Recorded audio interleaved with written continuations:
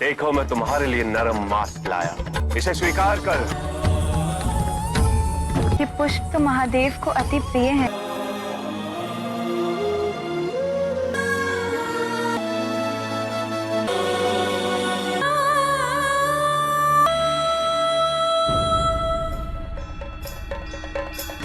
हर हर महादेव।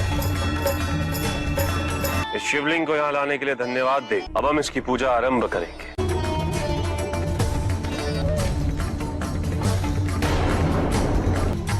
रुको, ये क्या कर रहे हो? इस पवित्र शिवलिंग पर इन दूषित वस्तुओं को क्यों चढ़ा रहे हो? ये वस्तु दूषित कैसे हो सकती है देवी? संसार में सारी वस्तुएं शिव द्वारा बनाई गई है।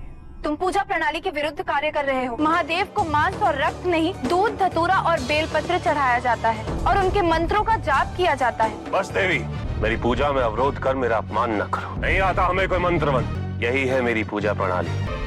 उचित है, तो अपनी पूजा अपने शिवलिंग पर करो। शिवलिंग शिवलिंग होता है देवी, हमारा या आपका नहीं। महादेव तुम्हारे द्वारा चढ़ाई हुई इन दूषित वस्तुओं को स्वीकार नहीं करेंगे। देखना चाहोगी? सुना शिव, ये स्त्री कह रही है कि तुम मेरा दिया हुआ भोग स्वीकार नहीं करोगे। देखो मैं तुम्हारे लिए नरम मांस लाया, इसे स्वीकार कर। स्वीकार कर शिव।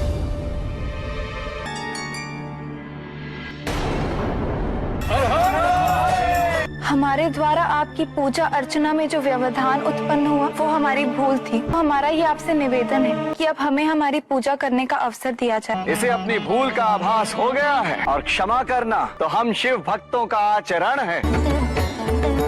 आओ देवी। जिस प्रकार आपने इनकी पूजा स्वीकार की, उसी प्रकार हमारी पूजा भी स्वीकार कीजिए महादेव।